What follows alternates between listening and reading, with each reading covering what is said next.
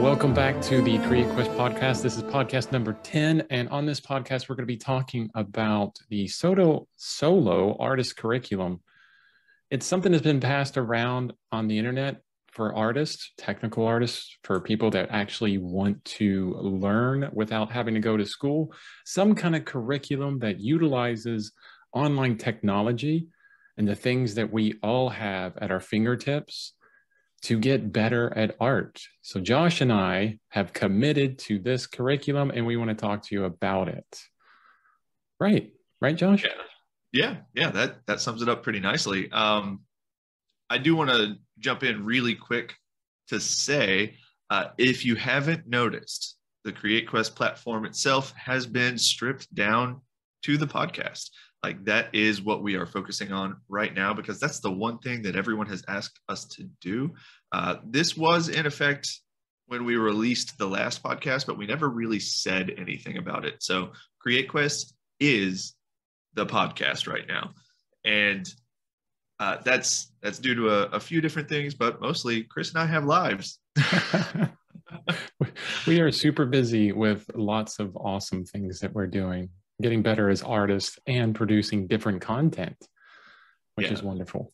Now the curriculum, the solo artist curriculum, you said, what is it? So it is a democratized curriculum where a Reddit user named Radiorunner put together what he considered the best classes and resources for each subject that was mentioned in Marc Brunet's ARTSchool curriculum from CubeBrush. And I love this. I love this idea of, okay, well, rather than having one teacher, let's find the best teacher for each subject that's available online, collect it all into a curated list, and see what happens. And that's where the curriculum started, the solo artist curriculum. They've actually rebuilt the curriculum. Originally, it was a PDF that Radiorunner put together, but then many other people got a hold of it and began adjusting it, making it a little bit more modern for current things that are out, adjusting the curriculum in some way. So it's gone through some iterations.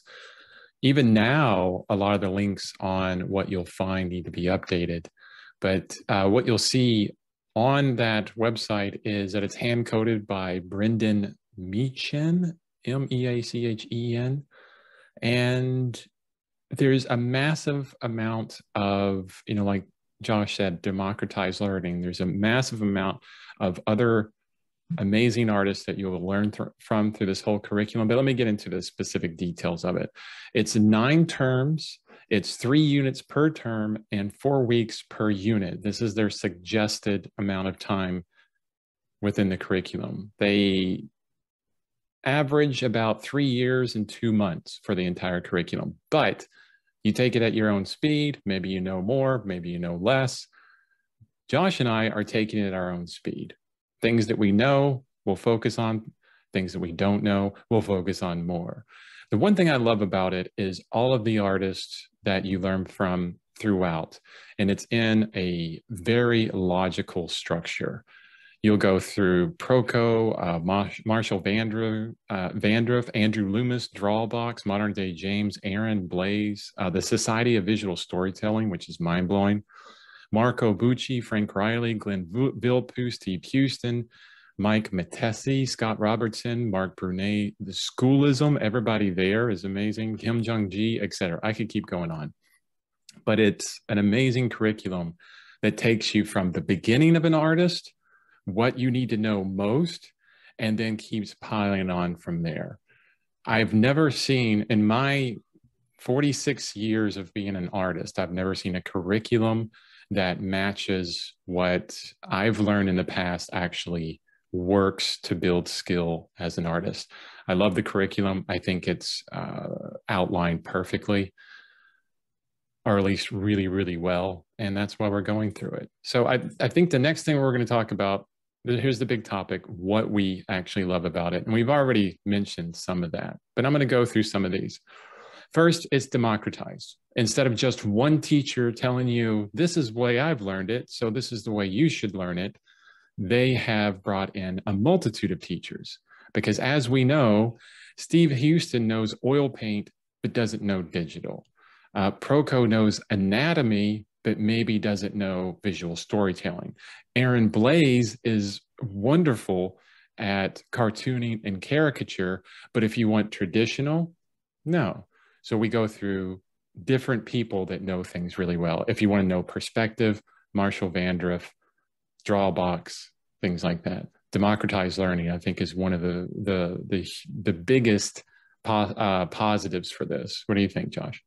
Yeah, I completely agree with that. That was one of the huge points that I had in my notes here. Another thing that I love about it, though, is that it has a really extreme focus on draftsmanship, perspective, and the human form.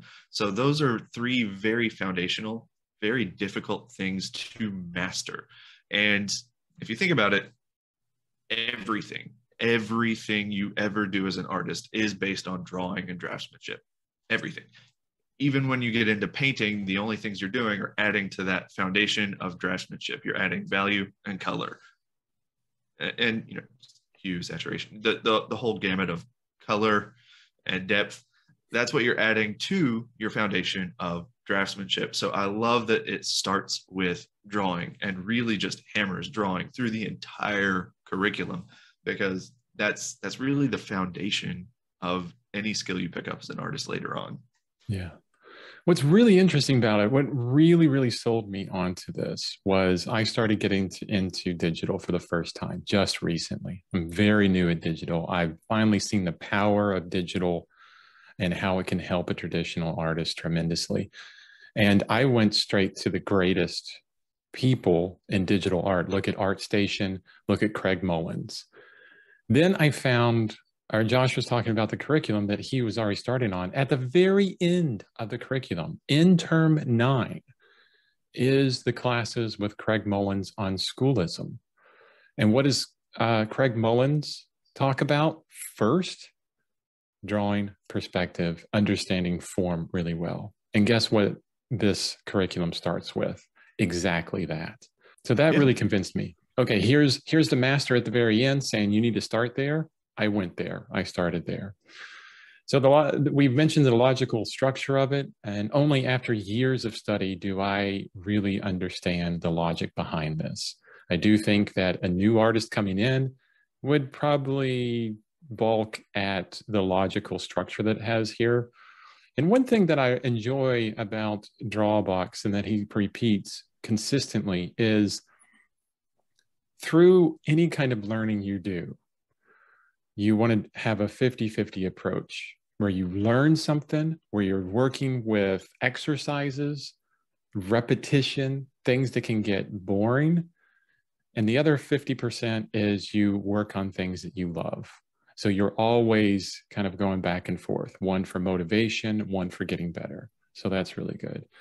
The other thing that I really love about this curriculum is that it's aligned to me. It's aligned with what I want to do. I've looked at the curriculum and I look at it and I go, yes, that's where I want to go in the future. I've already looked at the very end of it. Craig Mullins, these kind of amazing artists is what I want to do, not just digitally, but traditionally.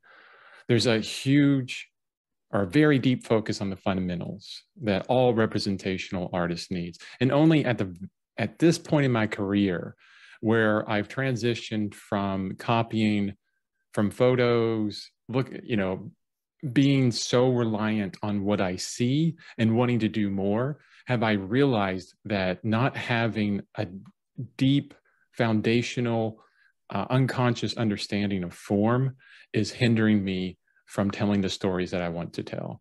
And this will help you with that. This curriculum will help you with that tremendously.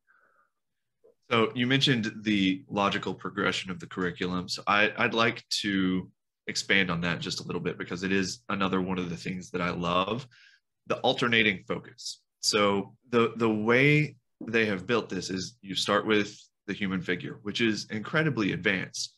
But the point isn't to get you to master the human figure in the first term. It's to introduce you to the human figure and figure drawing. Then you move on to perspective and then composition. And then the next term, you go back to the human figure. And then you go back to perspective, and you keep building on these skills that you're developing from the beginning. And you're just slowly alternating back and forth and adding another piece of information to the puzzle. Right. It really helps you through that spaced repetition to develop the skill fully and with so much more dimension. It's really awesome. Right. The first thing that you'll find when you're an artist and you say that I want to paint a figure or a portrait is you are overwhelmed by the information. And if you're like Josh and I, who are very analytical, we try and figure out some kind of technical way to break this down so I can take it one simple step at a time. But you don't have to do that. This curriculum has done that for you. And another point within that is when a curriculum is so good, and you know it's so good, well, at least from our expertise, our history of being artists, and you jump into this curriculum, the best thing about it is you don't have to think about what to do next. I show up every day and what's next on the list? Oh, I'm still working on this exercise. I'm still working on that exercise. And every single one, honestly, is a revelation. And every time I get in there and I start a new exercise and I think in my head, I'm probably pretty good at this. And then I completely suck at it.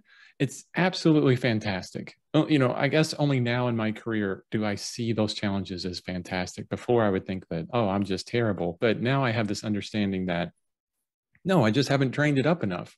I will be fantastic in this when I train it up enough. So me seeing those challenges and understanding my shortcomings is this perfect direction for how I can improve. Yeah. And then my last, what I love about it is it got me to see the power of digital art. Ooh, yeah. This is something that Chris has, so a little bit of backstory. Chris has repeatedly said in our meetings, oh, I'm never going to do digital art. I really don't want to do digital art. I'm never going to do digital art. I don't see the value in digital art. I've never actually challenged him on it. I've asked why once or twice, and he actually had some pretty valid points that I never really was like, oh, you're wrong. And then he came to me one day. He was like, have you heard of Craig Mullins? I'm like, actually, no, I haven't. He was like, he's a digital and traditional artist, and he does this amazing stuff. I'm like, really? And then Chris was like, yeah, I think I'm going to do digital. It's like, hallelujah. It was this limitation that he was setting on himself. And technology is a tool. And if you can use that tool to improve your workflow, no matter what that workflow is, I think, you know, refusing to use technology is a limit that you shouldn't set on yourself. Yeah. So I am so incredibly happy that Chris has found the value in digital art, because you can test and iterate quickly digitally, where it's much more challenging to do traditionally. Yeah, thank you for that, Josh. You know, here's my quick life story as far as artists, and I think there's a lot of you out there, if you listen to this, that you'll see some connections. When you start out and you're a traditional artist, so you see paintings, right? Usually we're all flabbergasted by 18th century and before. Maybe you look at Rembrandt, maybe you look at Sargent, Sorolla, Boucher, Fragonard, you know, all of these great masters. And this is what you see. You go to museums and you're like, wow, I want to do that. So you start getting into ateliers. You start getting into these traditional curriculums. The first thing that they do is start limiting you. They limit you to, no, you can only draw and paint from this or from that. And there is some benefit to that, because like this curriculum, you know, you get confused because of all the details. So they're trying to give it to you one piece at a time. But that limitation continues through this.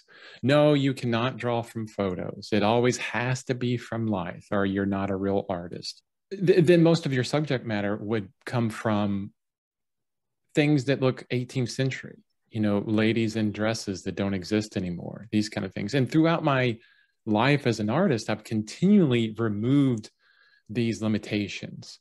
First of all, it's like, what are you saying if you're painting something that looks 18th century?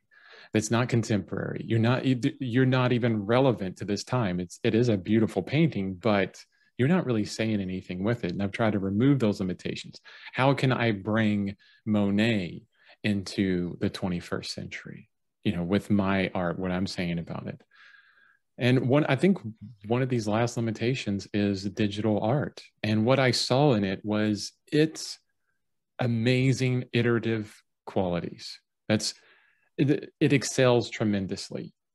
I have failed in so many paintings because the planning phase wasn't what it should be. Because, it takes time to draw a painting, and then you paint over it and it doesn't work. And then you have to wait for it to dry if you're in oil, and then black it out again, redraw it, try it in a different composition or whatever. Or maybe you're doing thumbnails. Thumbnails on digital are 100 times faster. It's absolutely wonderful for iteration your ideas and trying to get understanding. And if you think it doesn't translate, then I'm going to be harsh here. I think you need to understand the fundamentals a little bit more.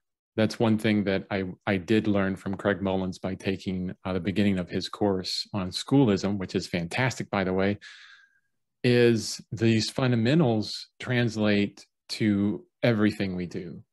Drawing with ink, pencil, all the way up to oil paint, digital, doesn't matter what it is. You could be constructing with paper on the concrete, or think of anything.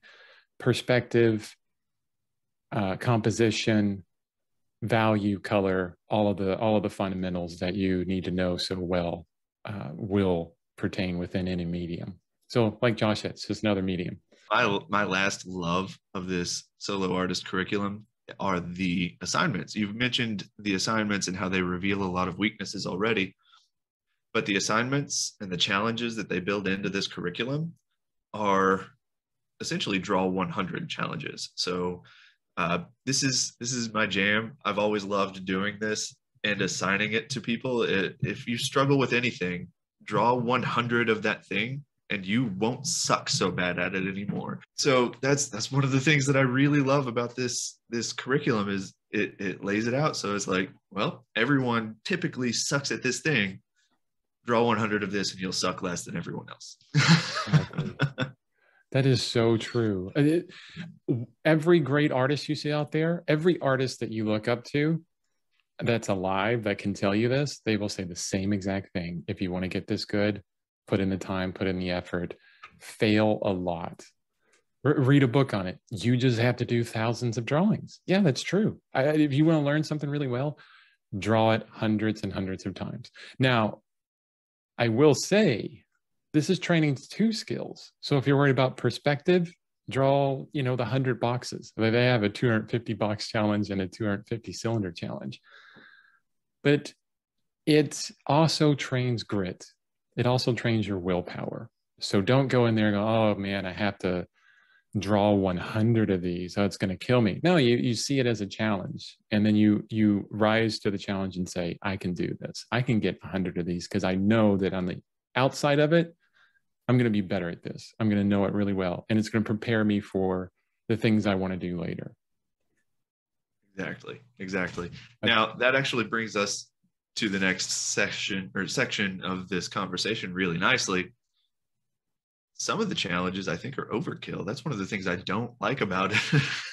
Yeah, I would agree. Definitely. The 250 box challenge and the 250 cylinder challenge, I think at the very beginning there, because that's in term 1. Yeah. Right? Unit 2. Yeah. I think 100 of those is fine. I actually did the 250 box challenge. And that was months and months ago. And then I put draw box down for a while. Yeah. I think setting the bar that high, especially at the beginning, that's a bit much. 250. I think they did it as a barrier to entry. So it's very early in the draw a box curriculum. And to move through that curriculum in an official capacity, like with critiques, you actually have to do every single challenge and get it approved to move forward. You can view all of the challenges and courses and classes independently. Like, you don't have to have a membership and you don't have to get your work approved. And I don't. I just look at the classes, do the classes, and approve myself. Right. But I think 100 boxes is plenty, because if you do that 100 boxes and keep moving through your career as an artist, you're going to draw thousands and thousands more boxes later. So as practice, I think 100 is fine. Yeah. I agree. That's one thing that they don't mention very well. This is multiple different places where you go to learn. Drawbox is one of the beginnings. Proco is one of the beginnings. So they have their own way of teaching things. The curriculum just aligns all these things. Just want to make that absolutely clear. So there are places in Drawbox where he says, you don't need to worry about this. It's just an introduction. I don't expect you to be great at this because, yes, later on in the curriculum, you're going to do this a ton. Then another point I want to bring up where it falls short is there's no information for students on how to keep going. And I think this would be one of the biggest benefits to this curriculum itself is not only just organizing all of this amazing wisdom and these amazing courses, amazing people, but giving motivational techniques, time management techniques, different things like that, that Josh and I are trying to communicate and with students in our own lives, our own things with CreateQuest and the Daily Artist on YouTube. I think it's really necessary. So that's another place that it falls short for me a lot. Yeah, I can see that. But we'll talk about how to fix that here in just a few minutes. Let's keep going with the things where it falls short. So I think personally, a lack of 3D information in this particular curriculum, it falls a little bit short there. So in the original ARTSchool curriculum from CubeBrush, they have 2 or 3 3D courses included in their curriculum. And I think that is something that is incredibly valuable for any 2D artist, is understanding 3D, especially since there's so much emphasis on perspective. Actually being able to sculpt the form, I feel, would be incredibly valuable. So I'm a little disappointed that they don't have that included in the curriculum for the solo artist, but I'm going to add that in myself later for me. But I think that's a good point. And but that's one thing you have to be careful with. One thing that Craig Mullins said, and this really was interesting. He said, if you jump in, and well, this works for Photoshop, Blender, whatever 3D program or whatever program out there. If you're just starting out and you give a person Photoshop and Blender, he said, it's like giving a chimp a revolver. It's a very dangerous thing, and you can really hinder your progress as an artist. You can stunt your progress tremendously if you do that. So you have to be careful with it. Now, if your future idea is, I want to be a 3D artist, I want to work with Blender, CubeBrush, or whatever for the top game design companies out there, I think that that should be, you know, some introductory things within it, but with a caution of this is, don't use it as a crutch, right? Don't use Photoshop as a crutch. Don't use Blender as a crutch, or any 3D program as a crutch. Understand the form in your head. But, you know, cross-training with 3-dimensional to get a better understanding of form and bringing back to the 2D, going to the 3D, and in the purpose of understanding form and perspective, I think is valuable. And I would agree with you, Josh. Yeah. So when I was in college, I actually had 3D Foundations class, which is why I wish I'd paid more attention, but I can attest that having that 3D Foundations class, and this wasn't digital 3D Foundations, this was actually cardboard. So we'd have to go dumpster diving for cardboard supplies. We would sculpt with cardboard and hot glue. That really gave me a much better understanding of form, just because I had handled form. The lack of 3D modeling in the curriculum, I do think digitally it will help understand perspective, but sculpting in general, like hand sculpting, I think would be the most valuable thing for a 2D artist. That, and I really do want to learn some 3D software, probably ZBrush, because I want to do 3D prints of things that I've sculpted and put them around my office. I think that would be nice. That would be great. You're right. I've played with getting into 3-dimensional sculpting, but at the beginning, I think what I would love to do is just make basic shapes. Just sculpt my own cube, cone, cylinder, and sphere. Yeah. And then play with those. I think that's like valuable. Yeah. So the other thing that where I think it falls short is there's no examples of people that have gone through the program and improved, or at least that I know of. Hopefully Josh and I can help with that. So yeah, that's we'll be the test dummies. Yeah. Yeah. We'll be the test dummy. Well, I mean, especially me. I mean, I share everything on my blog, so you can see exactly where I'm at on the curriculum. Another thing is the links on the website are old. So use the power of Google to actually find what they're talking about. You have to do that. Also, because it's a conglomerate of all these different courses online, Proco and Schoolism and Sikra, well, that's on YouTube, and all these other things, it could be expensive to grab them all.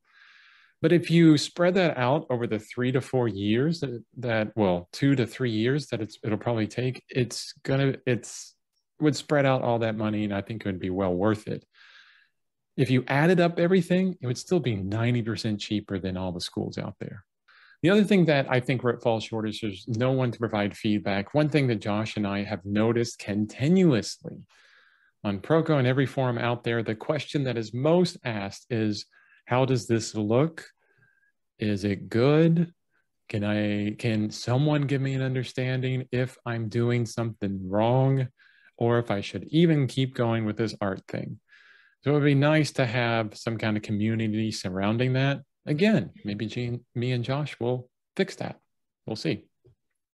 Or Josh, we'll give it a shot. We'll give it a shot. Yeah.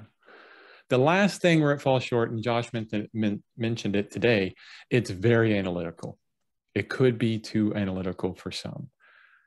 I always want to argue this point because there's many artists that I've met that I understand about the emotional side of art. And I think that's really, really important. I think that's where everything should start and everything should end. But if you want to draw a child or a person with a smile on their face or sadness or some kind of expression, you have to know drawing, perspective, form, value, and maybe color. There has to be a connection between the two. You can be wonderful at abstract expressionistic work or abstraction or into the feeling of the painting, yet not be able to communicate that because you don't know the fundamentals. And the other side is true. You could be so technical and into the fundamentals that it's like you know the language perfectly, but you're just speaking a textbook, which is boring. You know the words, but you don't know how to create poetry. So it's both sides. I think you need a healthy idea of both sides. Yes. I will say some of the supplemental material that they recommend through the solo artist curriculum addresses that very strongly. So the content from the Society of Visual Storytelling is amazing. Like, I was not expecting to get that much out of the Society of Visual Storytelling, but it has been my favorite course so far. That is term 1, unit 3. So we're not very far into this, but I've scanned most of it, and Society of Visual Storytelling is full of gold. Also, the Sikra videos, fantastic. I love his philosophy on art, and I can't wait until you catch up there, dude. It's awesome. Yeah, I'm a little bit behind, but I totally agree. I totally agree. And I can't wait to get to the Society of Visual Storytelling because that's what I want to do. And I'm to a point where I feel like I have the skills as far as, copying from photo and everything. I want to tell a story now. I want my art to mean something. I want my life to mean something. And I think finding that narrative, finding that motive through storytelling is where it's at. Yeah. So all of the stuff we've talked about so far with the solo artist curriculum has sort of given hints at this, but the curriculum is very focused on concept art. So it's for visual storytellers, comic book artists, video game designers, film storyboarders. Like that's sort of the industry that they're kind of targeting with this curriculum. So if you're in a different industry, like me as a tattoo artist or Chris as a fine artist, you will have to supplement some materials that are actually focused on your industry. But as long as you understand that before you get into it, it shouldn't be that much of a surprise. But you're right. So let's say that example, me, traditional artist in oil paint. They have no courses on oil painting. But, before you really want to jump into oil paint, you have to know drawing, form, fundamentals, perspective, all that kind of stuff. So you have to be a draftsman. Watch some videos on charcoal, on drawing, and then get into videos on oil painting. Supplement to that. There's so much on the internet that you can find for that. Same for tattooing. So the fundamental skills, still the same. And concept artists, the one thing that I will give to concept artists, actually, I'll give concept artists a whole lot of praise. But one thing above all else, they are efficient, they are solid in the fundamentals, and they are able to iterate quickly because they are production artists. So if a concept artist sees the value in these skills, from line quality to perfect perspective draftsmanship later on in the program, it makes sense that the same foundations would apply to almost any art form. And concept artists get it. They get it better than anyone else that I know. Yeah, I agree. It's kind of like, I peruse ArtStation continuously, all digital art. And I found an artist on there the other day, and I was looking at his paintings. These were concept art landscape paintings. And I said, that's Albert Bierstadt in digital form. If you don't know who Bierstadt is, Bierstadt, some of the most fantastical, amazing landscapes painted in the early 19th century. Okay. And I found a digital artist doing something similar, and it was absolutely fantastic. The fundamentals, like I keep saying, translate between all mediums. Everything you learn here, you can use anywhere. So yeah, you were actually getting on to the next point, which is how to align for what you need, which was what we're going to do. And I keep, throwing out the deep focus on fundamentals, right? So that's really good. And then adding in things that are specific to your materials, possibly if you're traditional or not digital, I mean, Josh, what are you doing for tattoo?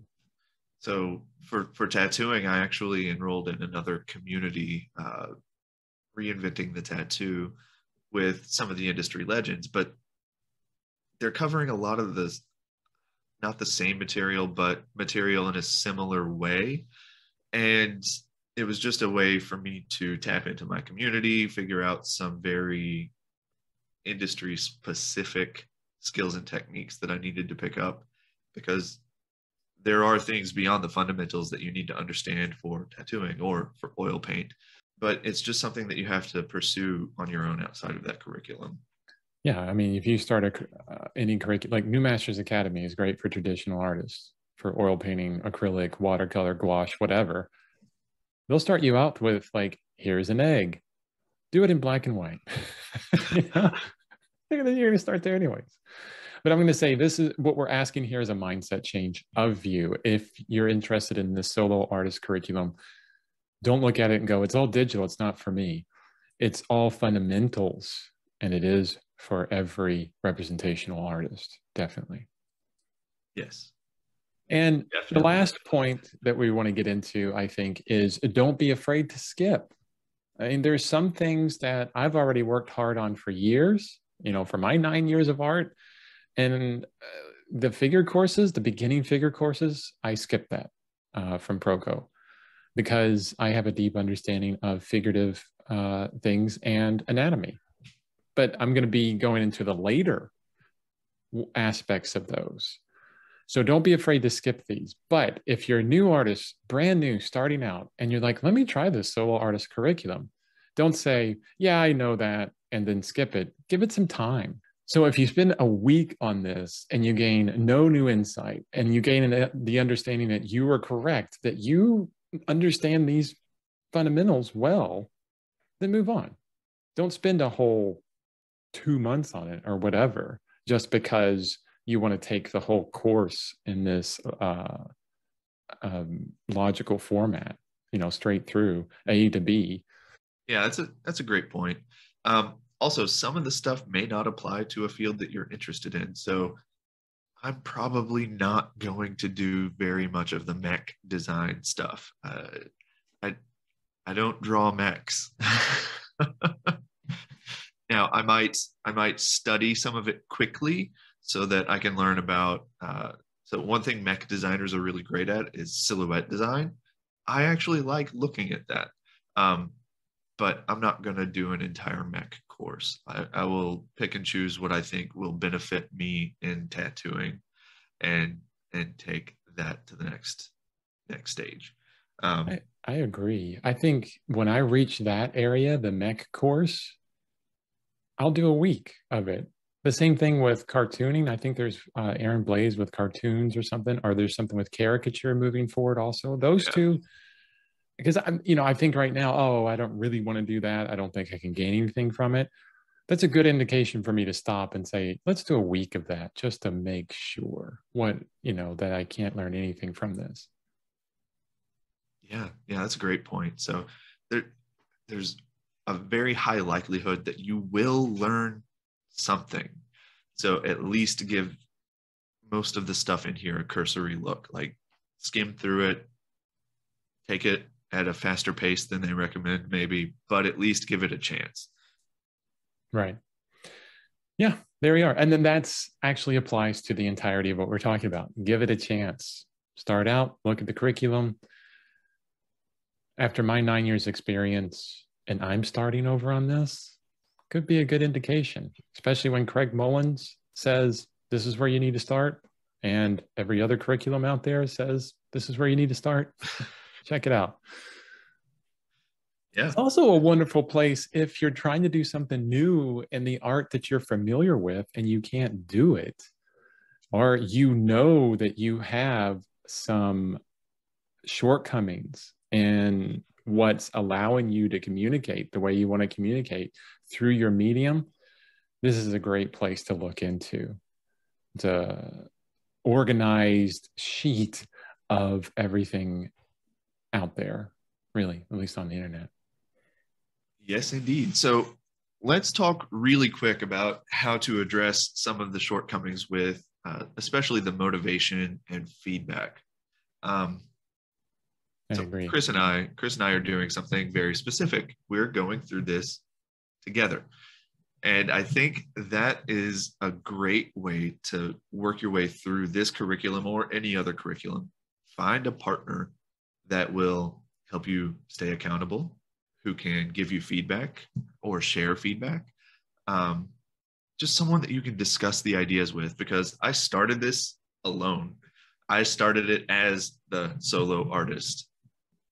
And it was lonely because I had all of these ideas that I was so excited about and no one to talk to about it. And it's really, really great to just learn something and then shoot Chris a text and be like, dude, I can't wait until you watch this video. Oh, wow. So find a classmate that you can go through with on this, or chat with us about it. Connect Yeah. with us on YouTube and CreateQuest and every place that we're at. I think before I get into some specifics on how you can continue to move through a 3-year or 2-year program motivated with willpower, the very first thing that you should understand is every single one of these options that we give you, stack them. Don't just use one. Don't go into something you know is going to take a long time, is going to be hard, and say, well, I'm just going to do the Seinfeld method and put an X on my calendar and try not to break the streak. That's one item out of 10 or more that we can give you that is, yes, it's going to help you, but it wouldn't help you as much if you stacked all 10 together to guarantee success in a curriculum. So yes, that's one of the items. Lay it out on calendar. Every single day, you put an X on the calendar. Look at my website. It's all about daily art. I've been doing it for 3,368 days straight. I'm not going to break that chain. That's never going to happen because I have lowered my bar for success on every single day.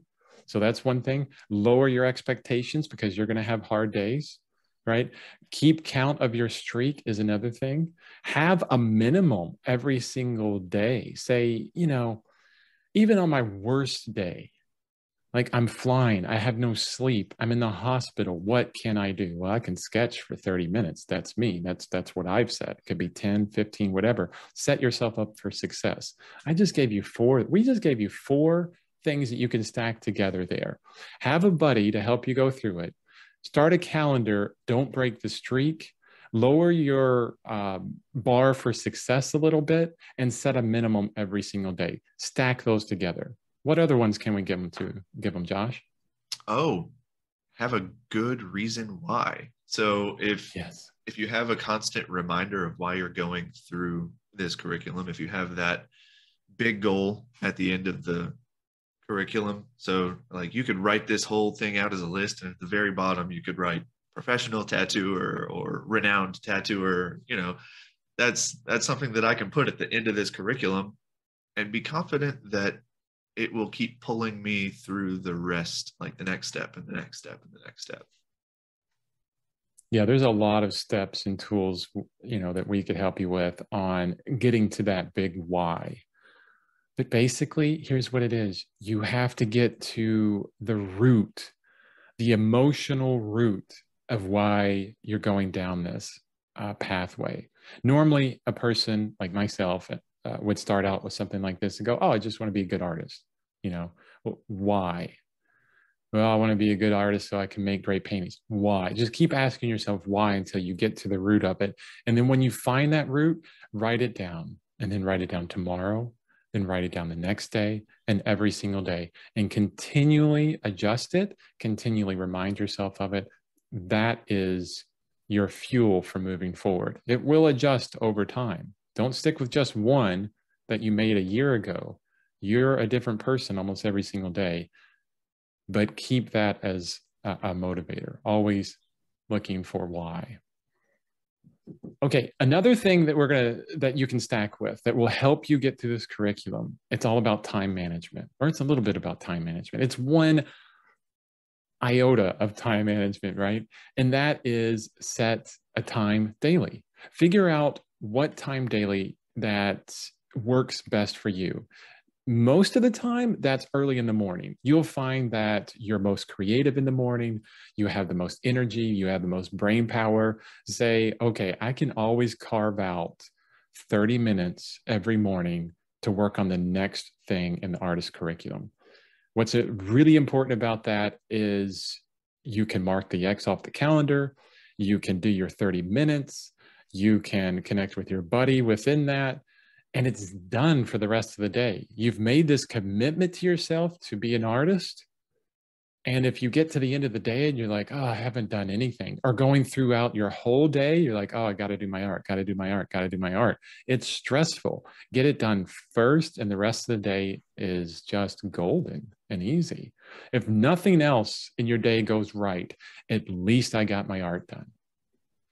It's absolutely I like it. Fantastic. Anyway, I think we've gone on enough about the solo artist curriculum.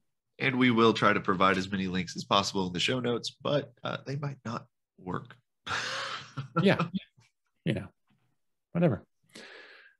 That's your barrier for entry. A little bit of Google foo.